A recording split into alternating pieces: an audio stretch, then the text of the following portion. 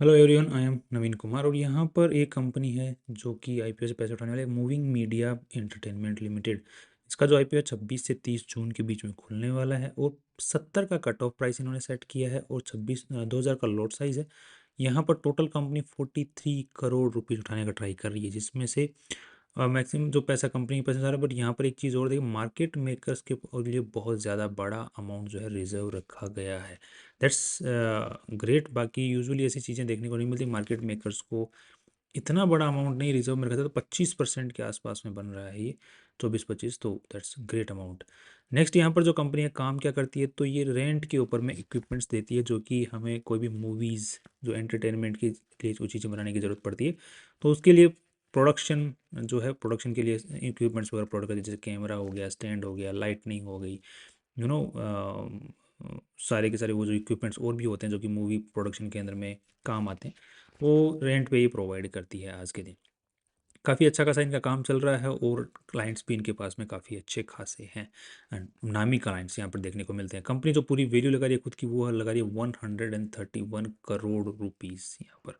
Next यहाँ पर देखने को मिलता है कि कंपनी के जो प्रमोटर लोग हैं उनके पास में 85% मालिकाना हक बिफोर द आईपीओ था, 57% के आसपास में आफ्टर द आईपीओ रह जाने वाला है। That's kind of okay okay. So अच्छा खासा यहाँ पर स्टेक जो है promoters after the IPO lose करने वाले हैं यहाँ पर। नेक्स्ट अब थोड़ा सा आरएचपी को रीड कर लेते हैं, तो वो क्या बोल रही है यहाँ पर। तो देखने को मिलता है कि जो पैसा कंपनी उठा रही है उसमें से जो मैक्सिमम पैसा कंपनी काम में लेने वाली है, that is in the ad और कैमरा जो कंपनी खरीदने में काम में लेने वाली है। सो प्रोडक्शन बढ़ेगा, सो कैमरा क्वालिटी बढ़ेगी। तो जैसे कि आने वाले टाइम के अंदर में entertainment is going to be biggest very big industry, बढ़ती जा रही है वो तो खैर।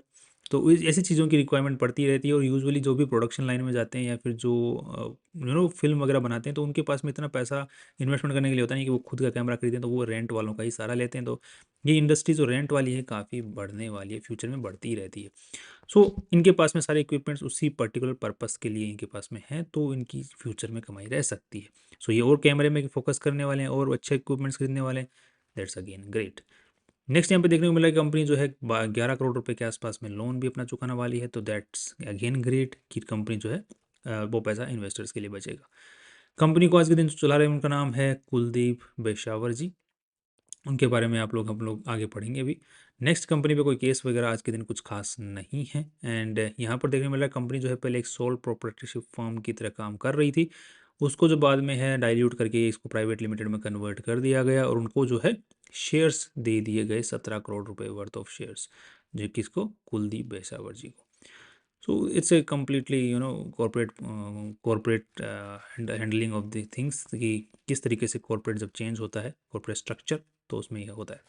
नेक्स्ट, यहाँ पर 2022 में इस कंपनी की शुरुआत हुई है और उसके बाद में इनको किस तरीके से आगे आगे अवार्ड वगैरह मिले हैं, किस तरीके से काम चलता हुआ आया है। सो अभी इनका जो है किस तरीके से आगे चल सकता है वो आगे बात करते हैं। कुलदीप बेसावर जी के बारे में हम यहाँ पे पढ़ सकते हैं। काफ़ी अच्छे खासा एक्सपीरियंस, एज भी ठीक ठाक है और अच्छा खासा एक्सपीरियंस के साथ में आगे कंपनी को बढ़ा रहे हैं। इनके बारे में और इन्फॉर्मेशन आप लोग यहाँ पढ़ सकते हैं और इसी पर्टिकुलर इंडस्ट्री से काफ़ी टाइम से ये लोग जुड़े हुए हैं और 5 लाख रुपीज़ सालाना ये कंपनी से एज ए सैलरी भी ले रहे हैं।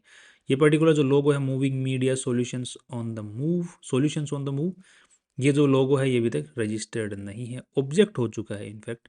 एंड नेक्स्ट, यहाँ पर देखने को मिल रहा है कि कंपनी जो प्रॉपर्टीज़ यूज़ में लेती है वो रेंटेड पे है, राइट।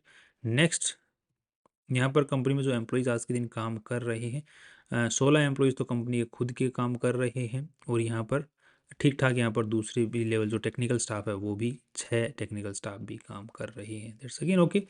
नेक्स्ट, महाराष्ट्र के अंदर में मेनली कंपनी का आज के दिन प्रोडक्शन सबसे ज़्यादा होता है, मतलब वहीं पर सबसे ज़्यादा कंपनी की जो है रेंटल सर्विसेज यूज़ की जाती है और दिल्ली में भी यूज़ की जा रही हैं और यही दो बड़े हब्स हैं जहाँ पर मूवीज़ का प्रोडक्शन चलता है ज़्यादातर। नेक्स्ट, यहाँ पर देखने को मिला कंपनी के जो टोटल नंबर ऑफ कस्टमर्स हैं उसमें से एक कस्टमर ही 9% का रेवेन्यू देके गया, लगभग 3.5 करोड़ रुपए का रेवेन्यू सिंगल कस्टमर ने कंपनी को दिया है। इसी तरीके से आप लोग कस्टमर्स का पूरा लाइन यहाँ पर देख सकते हैं। तो टॉप 10 कस्टमर से कंपनी को 60% का रेवेन्यू आया है। That's again okay. Next, company का जो मोस्टली एक ही काम है मेनली रेंट के ऊपर में चीज़ें देना, वो इक्विपमेंट्स वगैरह देना, उसी से कंपनी का मेन रेवेन्यू आता है। आप लोग इनके कैमरा, लाइटनिंग एंड एवरीथिंग आप लोग यहाँ पे फोटोज़ देख सकते हैं जो इनके पास में इक्विपमेंट्स वगैरह हैं। नेक्स्ट यहाँ पर ये सारी चीज़ें को जो है रेंटल सर्विसेज ये प्रोवाइड करते हैं, जो कि आप देख सकते हैं टेक्निकल मैन पावर भी प्रोवाइड करते हैं। अगर आपके पास में है तो ठीक है, नहीं है तो हम प्रोवाइड करेंगे। नेक्स्ट इनका जो प्रोसेस है किस तरीके से चलता है कि किसी को अगर कैमरे किराए पे लेने हो तो उसका प्रोसेस ये वाला है। इसको आप फॉलो कर सकते हैं, कंपनी इसी को फॉलो करती है। कंपनी का जो टोटल रेवेन्यू आ रहा है उसमें से रिपीटेटिव कस्टमर्स का रेवेन्यू बहुत ज़्यादा, that means company has good amount of relations with the customers. Next यहाँ पर टोटल नंबर ऑफ क्लाइंट्स इन्होंने जो कैटर किए हैं 2024-25 के अंदर में वो 147 यहाँ पर किए गए हैं। टोटल प्रोजेक्ट्स 516 प्रोजेक्ट्स इन्होंने कंप्लीट आज के दिन किए हैं 24-25 के अंदर में। तो थोड़ा सा हम आरएचपी को ही देख लेते हैं। आरएचपी में क्या बोला जा रहा है यहाँ पर कि कंपनी में कितना पैसा वगैरह लगा हुआ है। तो यहाँ पर देखने को मिल रहा है कि कंपनी में टोटल जो अमाउंट लगा है वो 94 करोड़ रुपीज़, जिसमें से जो इन्वेस्टर्स का जो पैसा है लगभग यहाँ पर 38 37 38 39 40 के आसपास में जो है इन्वेस्टर्स का पैसा है 94 करोड़ में से। बाकी उधारी का पैसा है पूरी कंपनी में। सो इसलिए तो कंपनी ने बोला कि हम लोग जो है उधारी भी ठीक ठाक यहाँ पर चुकाने की कोशिश करने वाले हैं, लगभग 9 करोड़ रुपए से। सो 9 करोड़ रुपए से अगर उधारी चुक जाएगी तो यहाँ पर 18 करोड़ है, तो आधे जो है वो लगना है। सो 1 करोड़ रुपए के आसपास में कंपनी का इंटरेस्ट पेमेंट बचेगा, तो वो प्रॉफिट में काउंट होगा। That's again great. नेक्स्ट जितना भी पैसा कंपनी के पास में है वो सारा मेनली जो है इक्विपमेंट्स में पड़ा हुआ, बिकॉज कंपनी के पास में एक ही चीज़ है, इक्विपमेंट्स, बाकी तो कुछ है नहीं। इक्विपमेंट्स को किराए पे देती है, पैसा कमाती है, तो इक्विपमेंट्स में कंपनी का पैसा बड़ा। ट्रेड रिसीवेबल्स कंपनी के पास में बहुत ज़्यादा है। पुराने ट्रैक रिकॉर्ड के हिसाब से बहुत ज़्यादा तरीके से जो है ट्रेड रिसीवेबल्स बढ़ रहे हैं, जो पेमेंट टाइम पर नहीं आ रहा है, जो कि पर्ची काटने के बाद भी नहीं आ रहा है। शॉर्ट टर्म लोन्स कंपनी ने अचानक से बहुत ज़्यादा बढ़ाए हैं यहाँ पर, and that's again okay. Next जिस टाइप का कंपनी का काम है उसके हिसाब से ठीक लग रही है बैलेंस शीट, कोई डाउट यहाँ पर ज़्यादातर देखने को नहीं मिल रहा है। रेवेन्यू फ्रॉम ऑपरेशंस की अगर बात करते हैं तो 37 CR इन्होंने रेवेन्यू निकाला है रिसेंट के अंदर में, दैट्स गुड। एंड यहाँ पर मेनली जो कंपनी का सबसे बड़ा खर्चा होता है वो दो ही टाइप के खर्चे हैं, तो employ benefit expense because technicians, दूसरा खर्चा है डेप्रिशिएशन, जो कि कंपनी का जो इक्विपमेंट्स खरीदती है। यूजुअली क्या होता है कि कोई भी कंपनी जब एसेट्स खरीदती है तो एसेट्स को एक साथ में जब कंपनी खरीदती है तभी पूरा खर्चा नहीं दिखाती है, एसेट्स को डेप्रिशिएशन फॉर्म में दिखाती है, मतलब टुकड़ों में दिखाती है हर साल। तो जो टुकड़ों में दिखाने के तरीकों को हम कहते हैं डेप्रिशिएशन। तो मान के चलो अगर कोई कंपनी का 120 करोड़ रुपए की इक्विपमेंट्स उसके पास में है तो वो 12-12 करोड़ रुपए 10 साल तक दिखाएगी। तो इसी तरीके से जैसे यहाँ पे देखने को मिला कि 12 करोड़ रुपए इन्होंने दिखाए हैं। तो बेसिकली ये अगर कोई कंपनी बोलती है कि मेरे पास में 60 करोड़ का मैंने माल खरीदा, तो वो 5 साल में 12-12 करोड़ रुपए दिखा सकती है, बिकॉज डेप्रिशिएशन का जो पैटर्न है वो अलग अलग एसेट्स के लिए अलग अलग है। अगर कोई एसेट ऐसा है जो कि 10 साल के लिए आपके काम में आ सकता है बिजनेस के लिए, तो वो 10 साल तक उसको दिखाती है टुकड़ों में। एक साथ में पूरा खर्चा जो कि कंपनी ने जब खर्चा किया होता है तब नहीं दिखाया जाता, उसी प्रोसेस को हम डेप्रिसिएशन कहते हैं, टुकड़ों में दिखाना। तो यहीं पर देखने को मिल रहा है कि कंपनी के पास में कैमरे वगैरह हैं जो कि इसी साल कंपनी ने खरीदे हैं, ये जो पहले के खरीदे हुए हैं उनको टुकड़ों में यहाँ पे अभी भी दिखा रहे हैं। तो ये मेनली कंपनी का बड़ा खर्चा P&L स्टेटमेंट में होता है। तो profit before tax is 14 CR। बाकी मेनली कंपनी का कोई खर्चा है नहीं, एक बार खर्चा हो गया बस चल रहा है बस। तो 14 CR कंपनी ने नेट प्रॉफिट निकाला है, जिसमें से नेट प्रॉफिट 10 करोड़ निकाला टैक्स पे करने के बाद में।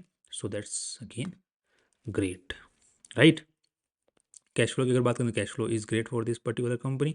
सो अब now I what my view is, because इस पर्टिकुलर सेगमेंट की कोई भी कंपनी जो कि लिस्टेड तो है नहीं, जो इसी से टाइप का काम करती हो, तो हम लोग कंपेयर तो कर नहीं पाएंगे। सीधी सी बात है, तो अब हमें किस पे रहना पड़ेगा, डिपेंडेंट कंपनी की जो कमाई है और उसके हिसाब से हमें अपने जजमेंट पे चलना पड़ेगा, और अपने जो फ्यूचर में कैसे इस पर्टिकुलर कंपनी की वैल्यू निकल के आएगी। तो बिकॉज जो लीड मैनेजर जो वैल्यू लगाई है वो भी ऐसे ही लगाई है, क्योंकि इनके पास भी कोई पर्टिकुलर कोई इंडस्ट्री या स्टॉक मार्केट में कोई लिस्टेड कंपनी है नहीं जिसको देख के वैल्यू लगाएंगे कि हाँ भाई इसकी पी इतना चल रहा है, इसका पी इतना चल रहा है, इसका नेट प्रॉफिट इतना निकाल ले पा रही है, इतना ग्रोथ है, उसके हिसाब से खुद की वैल्यू लगा लें। तो ऐसा तो तरीका है नहीं, इन्होंने भी अपने हिसाब से अंदाजे से लगाया है। अब नेक्स्ट यहाँ पर देखने को मिल रहा है कि कंपनी ने जो नेटवर्थ है उसके हिसाब से कितनी वैल्यू करती है। नेटवर्थ इज 40 CR और पैसा उठा रही है 40, सो 80 करोड़ की नेटवर्थ हो जाएगी आफ्टर दी IPO। 131 करोड़ रुपए लगाए हैं, सो 1600 लगभग 1.67 के आसपास का कंपनी का P रेशियो निकल के आता है, जो कि ग्रेट है, दैट इज नाइस। नेक्स्ट यहाँ पर सॉरी यस, सो PB रेशियो निकल के आता है, not P ratio, PB ratio निकल के आता है। और P रेशियो की अगर हम लोग यहाँ पर बात करते हैं तो कंपनी की जो कमाई लेटेस्ट डेटा के अंदर में की है वो है 10 करोड़ रुपए की, और पिछले साल भी 10 करोड़ की थी। तो यहाँ पर आगे आने वाले टाइम के अंदर में भी कंपनी का जो है नेट प्रॉफिट्स बढ़ सकता है, but because of the depreciation वो हैम्पर भी हो सकता है, बिकॉज कंपनी नए एसेट्स खरीद रही है, तो उसकी एवज में जो है रेवेन्यू भी बढ़ेगा। तो जिसके हिसाब से मेरे को मान के चल रहा हूँ कि कंपनी का जो है आज के दिन के हिसाब से मेरे को नेट प्रॉफिट सही लग रहा है। तो उस हिसाब से कंपनी का जो पी रेशियो निकल के वो 13 का निकल के आ रहा है। जो इस पर्टिकुलर सेगमेंट के अंदर में आई एम होपिंग कि कंपनी का रेवेन्यू आने वाले टाइम में और ज़्यादा बढ़ सकता है। So I am hopeful because entertainment industry के रहने की उम्मीदें हैं, just because of the AI. Entertainment industry का काम आसान होने वाला है, that's for sure. But cameras की जो ज़रूरत है वो पड़ती ही रहेगी। वो आने वाले टाइम में भी पड़ती थी, आज भी पड़ेगी, आगे भी पड़ती ही रहेगी। So I am hopeful in the long run, short run, और जो वैल्यू लगाई है वो मुझे पर्टिकुलरली सस्ती लग रही है। सो लिस्टिंग गेन की भी मुझे यहाँ पर उम्मीदें हैं। बाकी एक बार आप हवा भी चेक कर लें तो हवा जो आज के दिन बनाई जा रही है कंपनी की वो 7.4% है। ये आई थिंक 40% 50% तक आराम से चली जानी चाहिए, जब तक इसका जो क्लोजिंग 30 जून के आसपास तक इसकी चली जानी चाहिए, 40% के आसपास तक आराम से। और यहाँ पर अच्छा खासा जो रिजर्वेशन है वो मार्केट मेकर्स को भी दिया जा रहा है, तो ये भी एक पॉजिटिव पॉइंट है। So I am hopeful in the listing short term and long term as well in this particular company. जिस प्राइस पे कंपनी अपना आईपीओ लेके आ रही है उस प्राइस को देख करके, इस वैल्यू को देख करके। That's all. कल फिर मिलते हैं इंपॉर्टेंट वीडियो के साथ में। बाकी फाइनली सी यू टुमारो। और आप कोई भी अपना डिसीजन बनाए उससे पहले एक बार फाइनेंशियल एडवाइजर से भी बात कर लें। That's all. See you.